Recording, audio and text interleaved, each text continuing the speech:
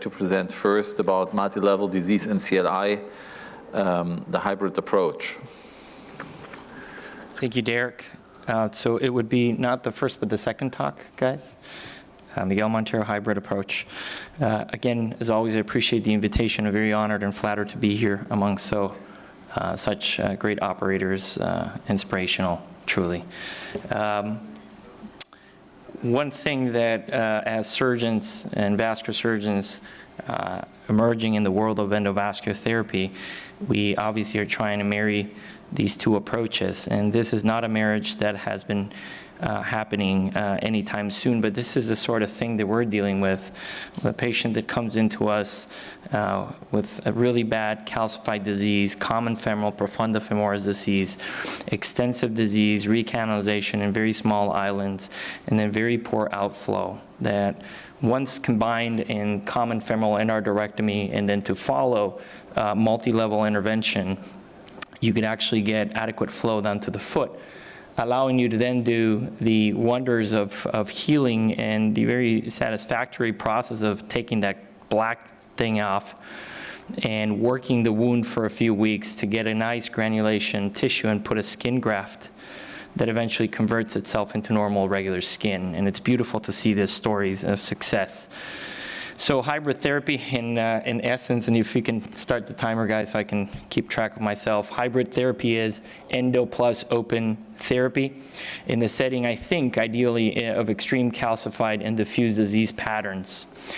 This is nothing new. This is from one of the neighbors down the street, the Stony Brook, and in conjunction with hospitals in Greece, showing that procedures can be safely done of the common femoral artery, and then through the patches that we use to do the endarterectomies, we could treat not only iliac lesions, but also if we put the sheaths downwards, we can treat the femoral popliteal lesions, the infrapopliteal lesions. And honestly, you could probably treat all three levels in one intervention. The patency rates, as you can see here, are actually very adequate when you look at that. And the results show that endarterectomy in combination with inflow and or outflow endovascular therapy simplifies the management of multi-level peripheral arterial disease in patients of high risk. Another study, much more contemporary from a few weeks ago, is looking at complete versus incomplete hybrid interventions, where complete implies that there was after the common femoral endarterectomy, they were able to get a blood vessel all the way down to the foot, as compared to incomplete, where it wasn't. And when you look at the two groups, primarily one of the interesting things is that the major amputations are much less in those patients that do get a complete revascularization down to the foot. Now, something along the lines of what we treat, and I'll show you what we believe and how we apply this on our common surgical practice, is how can you decide who needs it? If there's multi-vessel disease, should you go all the way down, and or should you not?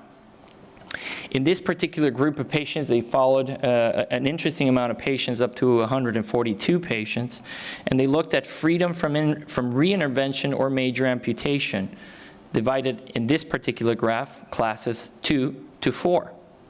The 2 and 3 are the claudicants, and those you can see on the top of the line, where you can see that both the blue and the green line did actually relatively good. Rutherford's 4 did a little bit bad, a little bit lower, but not necessarily that bad. And the way you divide this is group A is common femoral endarterectomy alone, and group B, common femoral endarterectomy plus an endovascular approach. Now here, in particular, when you look at more robust tissue loss, as that first case that I showed you, it makes much more sense to be applying a hybrid approach. And that could be in the same stage, or it could be staged. But in class 5s and 6, and again, dividing them by common femoral endarterectomy alone in group A, and B, when they additioned the common femoral endart plus an endovascular intervention. Now you start seeing how those groups do separate in a much more significant way. This is one of our cases lately, and this is not necessarily the typical hybrid, but this is a patient that had 3 failed bypasses. I told you earlier that Houston, everything that moves gets a bypass. And so the problem was that they ligated the superficial femoral artery. And so what we did is retrograde access, we recanalized the SFA and came all the way in, and were able to use the previously hooked up piece of bypass to create a landing zone for a retrograde revascularization. And so when you see this latter picture, you see those bioband grafts going all the way down into the popliteal.